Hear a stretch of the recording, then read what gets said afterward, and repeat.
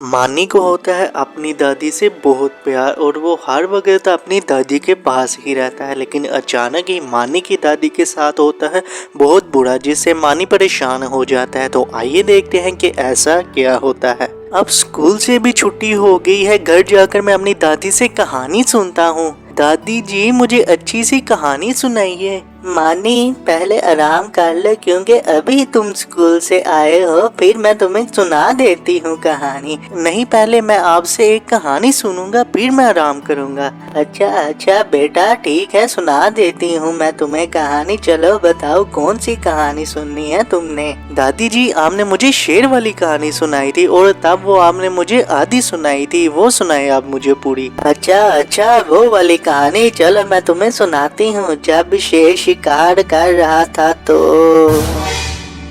मानी की दादी अचानक बेहोश हो जाती है। क्या हुआ है दादी जी आपको? क्या हुआ है दादी जी आपको? उठिए दादी जी, अभी मैं पापा को बुला कर लाता हूँ, इन्हें जल्दी से अस्पताल लेकर जाते हैं। फिर मानी जल्दी से अपने पापा को बुलाने चला जाता है और वो मानी की दादी को अस्पताल लेकर चले जाते हैं। तो आइए देखते हैं कि डॉक्टर मानी की दादी को क्या कहते हैं। डॉक्टर साहब जल्दी से इन्हें चेक कर ले, पता नहीं क्या हो गया है इन्हें। ये बात कर रही थी लेकिन अचानक ही ये बेहोश होगी। आप फिक्र न करें, मैं अभी इन्हें चेक कर लेता हूँ, ये ठीक हो जाएगी।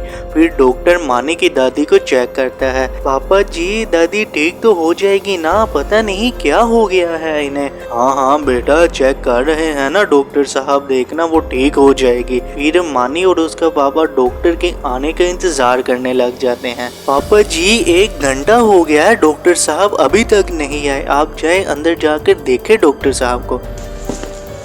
वो देखो डॉक्टर साहब आ गए हैं। डॉक्टर साहब क्या हुआ था उन्हें? अब वो ठीक तो है ना? मुझे बहुत दुख हो रहा है आपको ये बात बतानी पड़ रही है कि वो अब इस दुनिया में नहीं रही। यार डॉक्टर साहब, लेकिन ये कैसे हो सकता है? सुबह तो वो हमसे बात कर रही थी, लेकिन अचानक ही वो बेहोश होगी, तो ऐसे कैसे हो सकता है? देखिए उन्हें हार्ट अटैक हुआ था, हमने अपनी तरफ से पूरी कोशिश की लेकिन वो नहीं बच सकी। क्या पापा जी दादी अब अपने बीच ही नहीं रही? ये कैसे हो सकता है? अभी तो वो मुझसे बात कर रही थी। जैसे ही डॉक्टर मानी और उसके पापा को आकर बताता है कि मानी की दादी अब नहीं रही, तो ये बात सुनकर वो काफी हैरान हो जाते हैं और मानी भी काफी रोता है, क्योंकि वो अपनी दादी से बहुत प्यार करता था। लेकिन फिर होती है एक ऐसी चीज जिससे मानी खुश हो जाता है। तो आइए देखते हैं कि ऐसा क्या होता है। मानी जल्दी से नीचे आ जाओ, स्कूल जाने के लिए लेट हो रही है। जैसे ही मानी अपने कमरे से बाहर आता है वो हैरान हो जाता है। ये क्या, दादी जी तो नीचे बैठी हुई है पापा के साथ। इसका मतलब मैंने जो भी देखा वो सिर्फ एक ख्वाब ही था। दादी जी आप ठीक तो है ना? आपको कुछ हुआ तो नहीं? हाँ मानी बेटा मैं ठीक हूँ, मुझे क्या होना है।